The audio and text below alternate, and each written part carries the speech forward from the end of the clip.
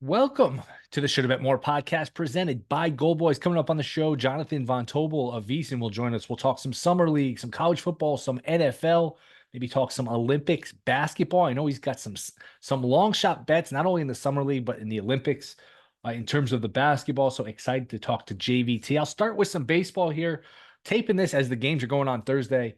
And I spent a lot of time on the Yankees and Orioles. Going to spend some time in the National League because I think that's a big story. But we do have a big series this weekend, Yankees and Orioles. Uh, Yankees only 2 out heading into Thursday, 3 in the loss column. Orioles haven't really put them away in this rough stretch where it felt like at times the Yankees could pull away and put the Orioles at arm's length, 6, 7, 8 game lead with how well the Yankees were playing. That didn't happen. And now you turn that around, and with how poorly the Yankees have played the last 2, 3 weeks, it feels like the Orioles maybe had a chance to run and hide in this division. So big game this weekend. Spent a lot of time on Yankees and Orioles. Cole will pitch Friday night in Yankee Stadium.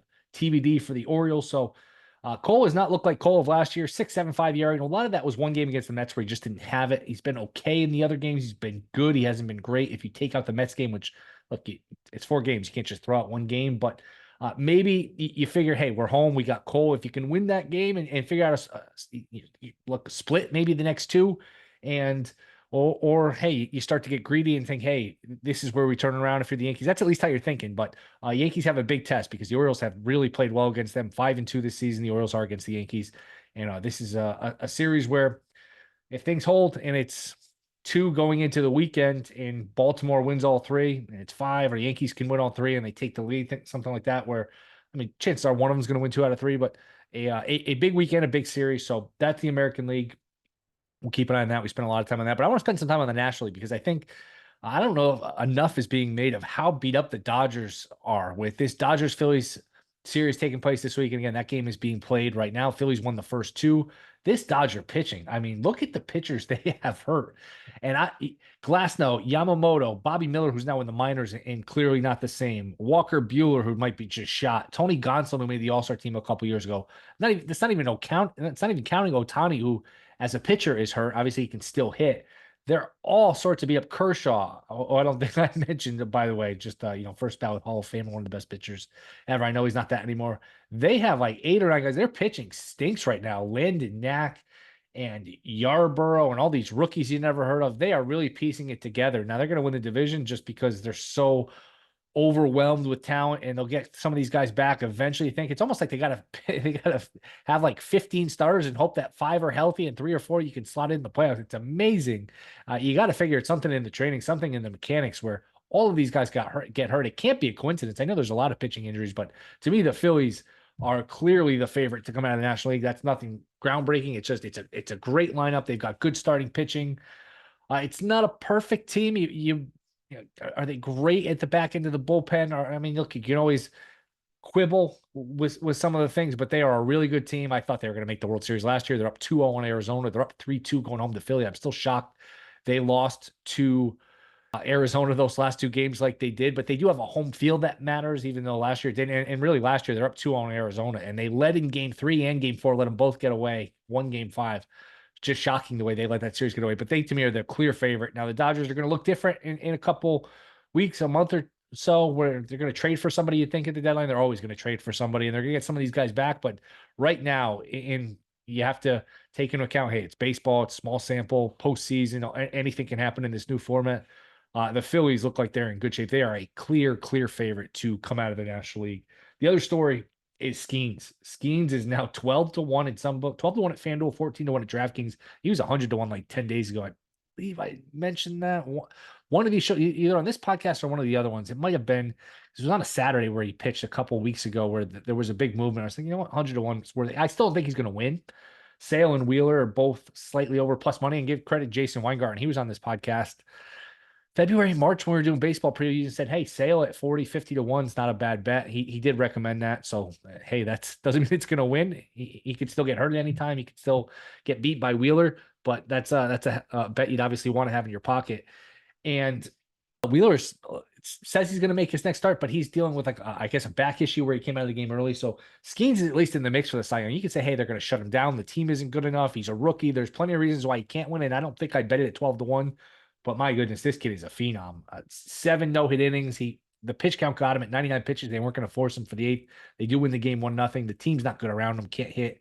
But Keller's not a bad pitcher. If you can get Jared Jones back, if that team could ever make a run for the playoffs, they'd be dangerous in the playoffs because that is really good pitching. And Skeens, I would say, as good as advertised. He's better than advertised. I mean, what took him so long to call him up? I know they're probably trying to manipulate the rookie window or whatever, and they really played it slow with him. But my goodness, he is absolutely incredible. He's going to pitch in the All-Star game. I don't know if they're going to start him in the All-Star game, but in terms of buzz and excitement, that would be fun as we head into the All-Star break here this weekend.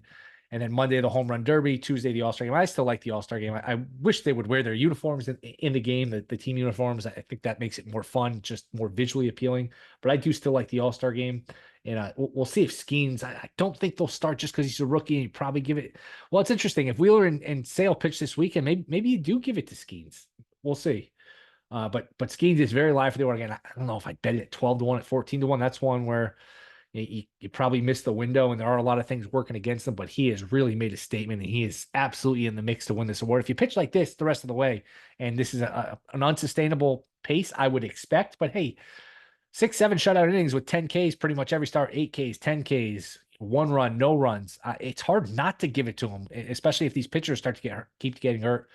Sale's injury prone. He's been fine so far, but who knows? Wheeler's dealing with a back. Seems fine, but who knows? Glasnow just got hurt, so again, I wouldn't recommend it now, but absolutely you have to consider, and he is a major story as he is going to be a star for a long time as long as he can stay healthy. So that's the baseball. We'll talk some summer league, some NFL, some college football, some Olympics, a little bit of everything next with Jonathan Von Tobel. That is next. This is a Shoulda Bet More podcast. All right, we are back. Shoulda Bet More podcast, and he is back. Jonathan Von Tobel, VSiN Primetime. He joins us now. JVT, what's up, man? How's your summer going?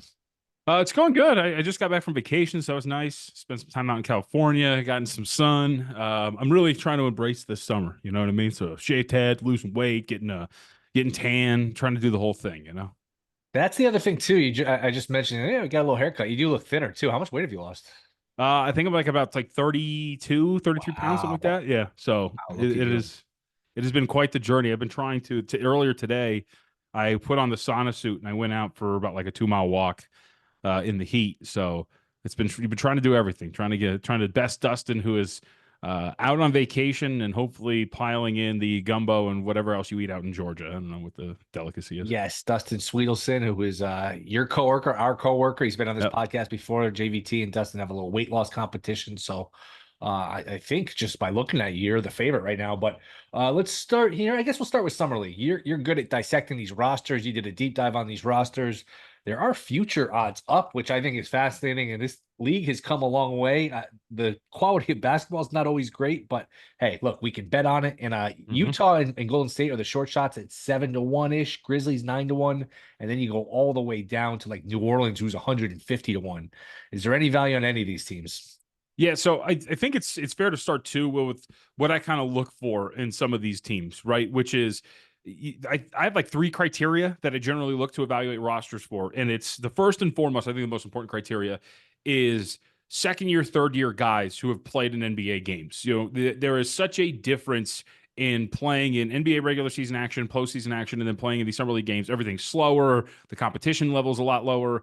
And so these guys tend to dominate. And a couple examples, Quentin Grimes a couple of years ago led the Knicks to a title game. That was one of the futures that I had. They lost to the Portland Trailblazers. They had Trendon Watford on that squad, a second-year player, both the guys averaging about 17 minutes a game in about 40 games prior year. Last year, we saw plenty of examples of that for the Cleveland Cavaliers. Mobley and, of course, Sam Merrill. Merrill had played like 60 games prior to that. So those are the things you're looking for. So with that in mind, it's why you see a team like Utah floating at the top at 7-1, because on their roster, Will, they get this. This is the crazy part when you look at Utah's Summer League roster. As of now, we have, in terms of second-year guys, Keontae George, Taylor Hendricks. You have Keyshawn Justice on there. We saw who's the big center that I'm blanking on? Walker Kessler. It's right there in front of me. Walker Kessler in the Summer League as well. Like, those guys will play a ton of NBA games. So if they continue to play, because there's a chance that they don't play the entirety, the whole, they deserve to be favored. So that Utah was a roster that really stuck out to me. Memphis actually opened up at 18-1 at one shop to win this thing. It's 9-1 over at DraftKings and other spots. Memphis roster is awesome. because you look at what they bring to the table too. You're talking about guys like Gigi Jackson, Jake LaRavia, Scottie Pippen Jr., Zach Edey. And that's another part of what I'm looking for the characteristics of a team that can be successful in Summer League. Guys like Zach Edey, veteran college players making their way to the NBA, who have those matured bodies, who have played a lot of basketball. They'll be ready for competition like this. You saw Edey early in Summer League action out there in Salt Lake City, performed really well. But when you have a lead guy like Gigi Jackson, measures in at 6'9", as a scorer, played a ton of games for him last year, those to me were the top two rosters in my mind, were Utah and Memphis. And I do like Golden State. The problem is you have Gui Santos, you've got Brandon Pajemski, you got Trace Jackson Davis. Two of those guys played in the play-in game for them last year, and they're going to be key role players for them next year. I would venture a guess that they're only on the roster to get practice time and that they're not going to play a lot in the Summer League, which is why I kept them off. But Memphis and Utah are two teams that I think are very much worth looking at. Anything where like the numbers just wrong. I feel like there's so much randomness in this where I mean, these are basically like televised pickup games where I don't know, are any of these 50, 60, 70 to ones worth a shot, or all these are just properly priced and it's dead money basically? No, I think I'm trying to see here on DraftKings. Let me search it real quick because I'm blind and I can't see through everything. But yeah, like Toronto, I would say is probably one that is kind of off, right, and somewhat wrong. Again, when you talk about the openers, these are why it's so cool too, Summer League, by the way, because your evaluation of these rosters is just subjective. There's no real measurement of these groups. So, for example, DraftKings has Toronto at 25 to 1. They were, I think, single digits at Caesars when they originally opened up. And I would be more in this line of with Caesar opened up, which is in that single digit range. Toronto's got a lot of good veteran play on their roster, right? Ochai Baji is part of their Summer League roster. You have Grady Dick that is part of the Summer League roster. Javon Freeman Liberty might not be a name that people recognize, but he played quite a few games for Toronto down the stretch this last year. Last season, he played for Chicago on the Summer League squad. He averaged about 19 points per game in Summer League play here in Las Vegas and played all 5 games for Chicago. So this is a dude that has played NBA regular season minutes, dominated the Summer League setting already, and now he's going to come back here. And you got some pretty good veteran talent in terms of some of the rookies coming in. Jamal Shedd, Drew Timme, Jacoby Walter. These are guys who I think are going to be pretty good active players. So when you look at a roster like Toronto and then see like a 25 to 1, to me, those two things don't jive because Toronto has a lot of the different types of players that would generally succeed in a setting like this that we've seen in the past. Who the hell is on New Orleans that they're 150 to 1?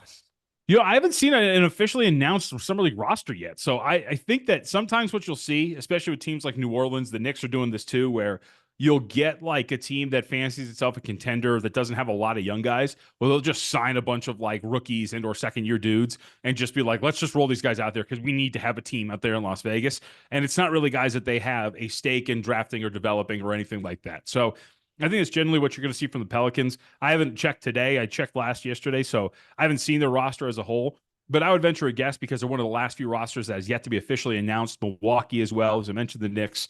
That's going to be a bunch of rookies or like second, third year dudes. And when I say second or third year dudes, like playing overseas or whatever, that are just getting a shot to play in front of NBA talent and to see what happens.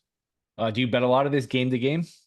I don't. It's got to be really good. Like, so I told this story the other day. So last summer, Kelly Bidlin, who is a numbers game producer, and I were sitting at the Thomas and Mack Center, and we were watching Pistons and Raptors, right? And the Pistons last season had one of the better Summer League rosters. They had Jaden Ivey, they had Jalen Duren, they had James Wiseman. Marcus Sasser, of course, was on that roster. They were one of the short shots to win the whole thing, and they were very highly rated. So they were about 7.5-point favorites against Toronto, and we're sitting in the stands, and it's about the second or third game. There's the third game. And we're watching them warm up, and I'm like, hey, Jaden Ivey's not out there. Like, James Wiseman's not out there. Duran's not out there. And I don't even mean like warming up. They weren't even on the bench. They had gone home. So, like, I go down to the floor because I had my pass, and I was kind of looking around. I'm like, yeah, these dudes aren't even in the building. So we went in, we bet Toronto plus 7.5. Now, Toronto lost, but they ended up covering with relative ease. But I think that story is pretty much a microcosm of what you're talking about, which is you need to have the information, right? You need to be on top of what players are playing, when and if they are playing, what the roles are going to be. And it's not like preseason, to take people behind the scenes. In the NFL, you still have press conferences every single week, right? You talk to these coaches and whatnot. Press conferences at Summer League, dude, are in the bowels of the Thomas Mack Center where you get just a couple of beat writers who just go and like float around and wait for the guy to come out so they can talk to him. There's not that much information readily available. So I won't go game to game unless I get some information that I know that number's off because player X is not available. So it's all information based. I'd be hard pressed to do it really consistently throughout the entirety. That's why I like to bet the futures instead. Just the regular season futures and awards are starting to pop up. Just any takeaways from those? We're starting to see MVP, Defensive Player of the Year get made a lot of news, a lot of noise because Wembanyama's minus 250. They're basically saying, "Hey, thanks but no thanks. Don't bet this year." Most improved is up at some books. Anything from NBA offseason or awards that catches your eye that's worth tying up your money for, I don't know, 11 months here. Yeah, I'd say first off, I can't wait to see what other books hang for Defensive Player of the Year because we've only seen one shop do it, and I think you're exactly right. Which is one shop is like, we want no part of this. It's a biblical reference, Pontius Pilate, right? We wash our hands of this market. You guys go bet anything else, but you will not find a good price on Victor Wembanyama at this shop. So I think it's cop out, but whatever. As far as everything else is concerned, Rookie of the Year is the only one I've really dove into, and I'll give you a couple that I think stick out to me. Cody Williams has not had the best start to his summer league play out there in Salt Lake City for the Utah Jazz. But I think the run is going to be there for him in terms of minutes and games. He's going to get the opportunity to play for Utah. Larry Markkinen might be gone. He's going to be a trade candidate. Golden State sniffing around. Other teams are trying to get him. Oklahoma City. This might be a team that they just turn over to the youngsters by the time we get to freaking January. And Cody Williams is going to be one of those guys. So I think at 22-1, when you're talking about a 6'8" wing player who's going to have the ball in his hands, who can stuff the stat sheet, I think he's definitely worth looking at in that regard. And then going a little bit deeper, if you wanted to look around, one of the names that I think sticks out because the Minnesota Timberwolves really wanted him is Rob Dillingham, who they got in that trade with the San Antonio Spurs. They need a scoring guard desperately, and they need him off of the bench. And I think Dillingham is going to be that guy that they expect to be. And I think they're going to let him work things out and work through those bumps and bruises, similar to Denver last year, right? Where they had a bunch of young guys that they needed to play bigger roles. So they let them have bigger roles in the regular season. So then when they get to the postseason, they'll be ready to go. I think it's going to be a similar situation there for Minnesota. You're going to want to save Mike Conley for the postseason. You're going to want to save some of your guys. How do you do that? You put most of the mileage on the young dude that you're developing. And I think Dillingham's going to have a pretty good opportunity to do it. College football. Anything you've bet yet? I know you're big Mountain West. You're big into that. I think you did some write-ups on that. I'll ask it this way. I've been asking this of other guests. One team you think is overrated, one team you think is underrated based on the market right now. Yeah, so I think for me in the Mountain West, I'm writing our Mountain West preview and our Big 12 preview. So I'm getting into both of these conferences. And when it comes to the Mountain West specifically, I would say that I think a team that is somewhat overrated in the Mountain West is Fresno State. You're floating around like plus 283 to 1. I understand the allure of what Fresno State can be. Mikey Keene comes back. You've got 13 guys coming back in total, 8 of them on offense. But on defense, you're kind of rebuilding quite a bit. Along your defensive line, you've lost 3 starters. You're kind of rebuilding your linebacking core. You missed your best corner. He's out too. He's a first-team all-conference player. And your schedule, I think, is somewhat challenging when you're looking at some of the opportunities, some of the games that you're going to have to play when it gets to the conference. So I think that at the very least, when you're talking about like plus 280, second best team in the conference, for my money, it's UNLV. I think when you look at what the Rebels bring back, one of the best cover teams in the country last season, and a lot of people might balk at the fact that your quarterback room is 2 FCS transfers. But these are 2 guys in Matt Saluka and Haj Malik Williams who fit their go-go offense much better than what Jade Mayava, who was their starter last year, does. So you have a better start there. You got a third-team All-American, a wide receiver, and Ricky White. You got Jacob DeJesus, who was a third-team All-American special teams player on this offense that's playing wide receiver too. Your offensive line brings 3.5 starters back, we'll call it, up front. And then on defense, you've got about 6 guys coming back, but you've got a really great defensive mind in Barry Odom, who has really changed things around. And your secondary brings back quite a few guys too. And you have your best player at linebacker. I think the Rebels are the second best team in the Mountain West. And I think that they should be a team that, from an odds perspective, they've dipped to like 6-1, deserve a little bit more credit. And schedule-wise, too, the good thing for them, they get Boise State, but they get them at home. And their road games. Utah State, which is a mess, that just fired their head coach. Hawaii, which they should be able to beat. Hawaii's bringing back a bunch of guys, might be a little bit tough, but still a rate much better than them. And then San Jose State, who's completely rebuilding and bringing Ken Nuantamolo back or should be into the fold and trying to rebuild that. Their schedule's really easy. So I think when you look at UNLV, they're in a really prime position. They should be a little bit higher than 6-1. And I'll give you one last long shot in the Mountain West. Wyoming is moving on from Craig Bull. He's retiring, right? He's moving on. That roster is, I think, low-key kind of loaded. When you look at who's coming back for the Cowboys, a 9-win team, they bring back 13 dudes, 6 of them on offense, 7 on defense. Their offensive line returns mostly intact, 4 of their 5 guys. They have their top 3 rushers back as well. This defense brings pretty much everybody back, including that defensive line. Only 1 guy leaves. It's all intact there. Both safeties come back. I really think that Wyoming, who last year surprised a lot of people at about 13-14-1, you could do a lot worse. And you get the key games at home. You get Air Force at home, you get Boise State at home, and on the road again. Similarly, you only go to San Jose State, New Mexico, and Colorado State. CSU might be tricky, but watch out for Wyoming. Yeah, and I don't know how much you started Big 12, but man, super and I've just started to do some prep on these. Super balanced conference, Yep. super just I guess condensed is the right word, where the favorite and you could just pick like 6 to 8 teams. I know Utah's the favorite, but man, there's like 6 or 8 teams that you can all make a case for winning. Is that kind of how you feel?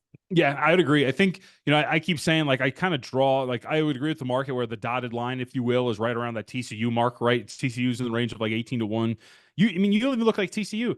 TCU will brings about 17 guys back, depending on how you rate starters. Most of them come back on defense. Hoover's a kid, a quarterback who showed some real growth once he got the starting job as you move forward in that offense, which is always going to raise the floor of your quarterback. You go that deep in this conference, and you just look at some of these teams.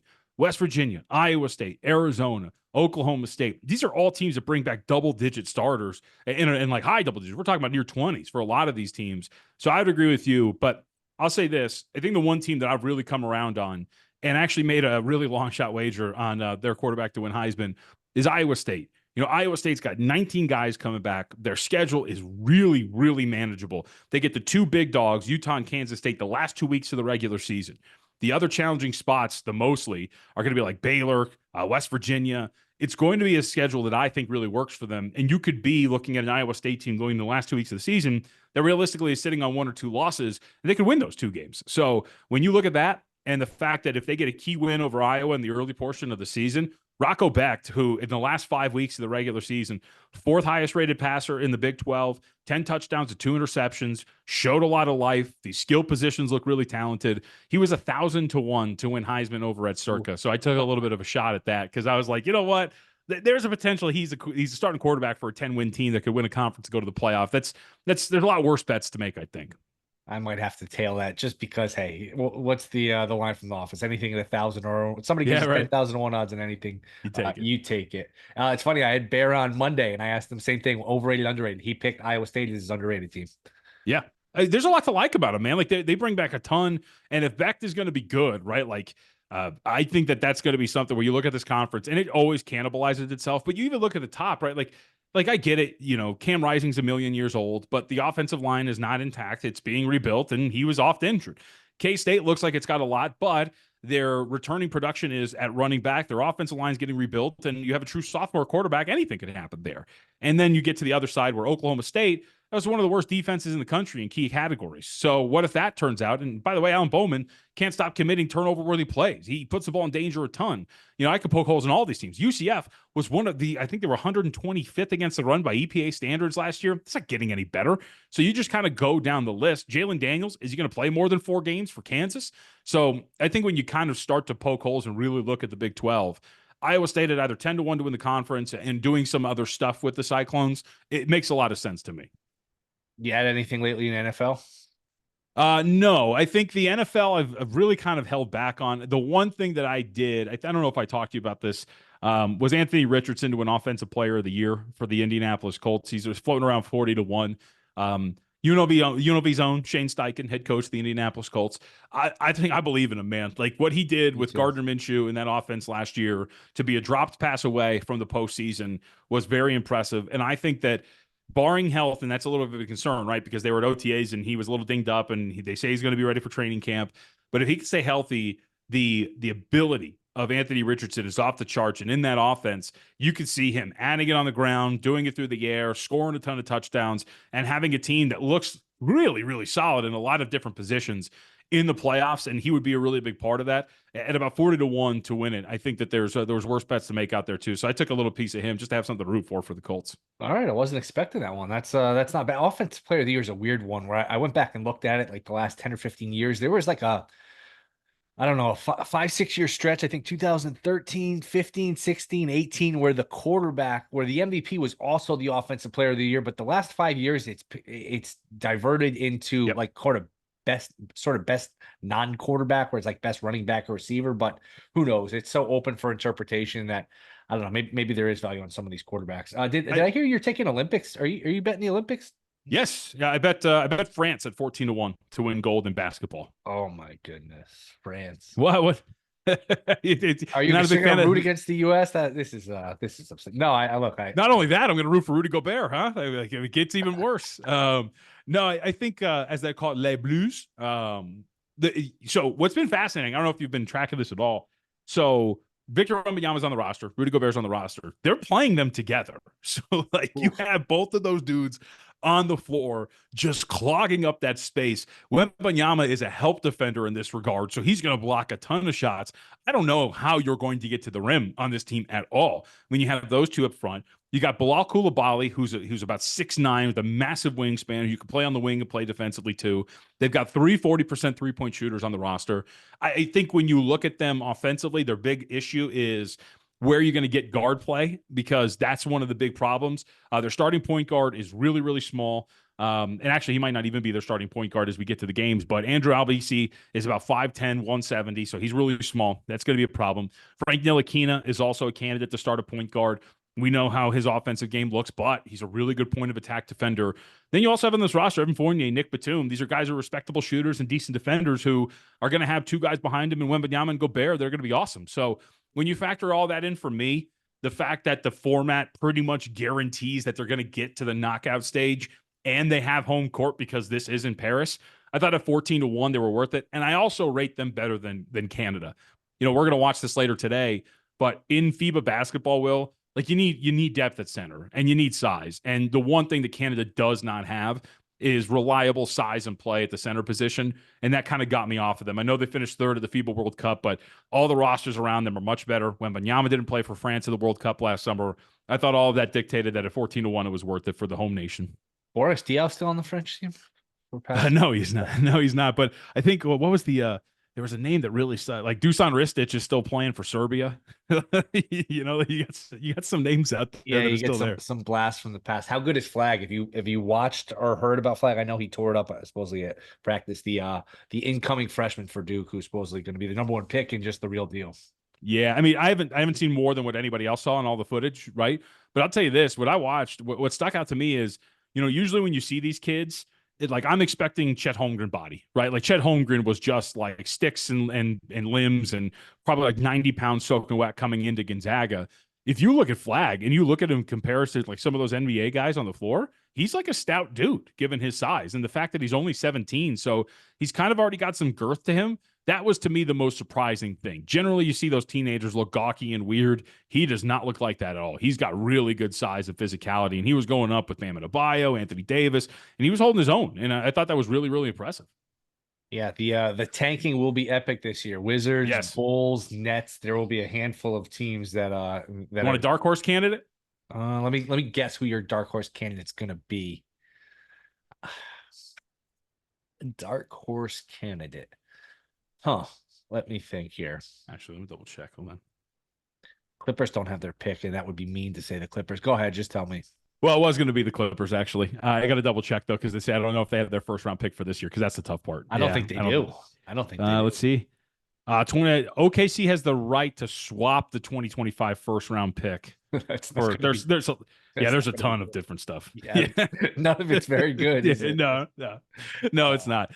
So we'll see if that's going to be the case. But I think that you're right. Ultimately, there's going to be a lot of teams, and there might be some surprising teams, you know, that are sitting there. Like if you're Golden State, for example, right? You don't get Larry Markkinen, and God forbid Steph Curry gets hurt, but then you're sitting there going, "Well, that's how they got the second pick a few years ago." Yeah, that's yep. That's now they wasted it on James Wiseman, but did. like you know, like if you're there, you're like, screw it, let's go do this thing. So I think there's going to be a lot of those where if you get nicked up and all of a sudden you're looking around and going, let's just do this thing, man. Let's just tank this thing out and let's go try to get this kid.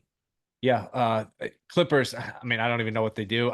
If it were me, maybe you get Kawhi healthy and you try to trade him. I know you're not going to get the full Kawhi, return because teams are going to be, they're not going to get the full value just based on his injury history. But you got to get something. You can't just go into this with Kawhi, James Harden at their ages and no picks. That's just you're asking for disaster.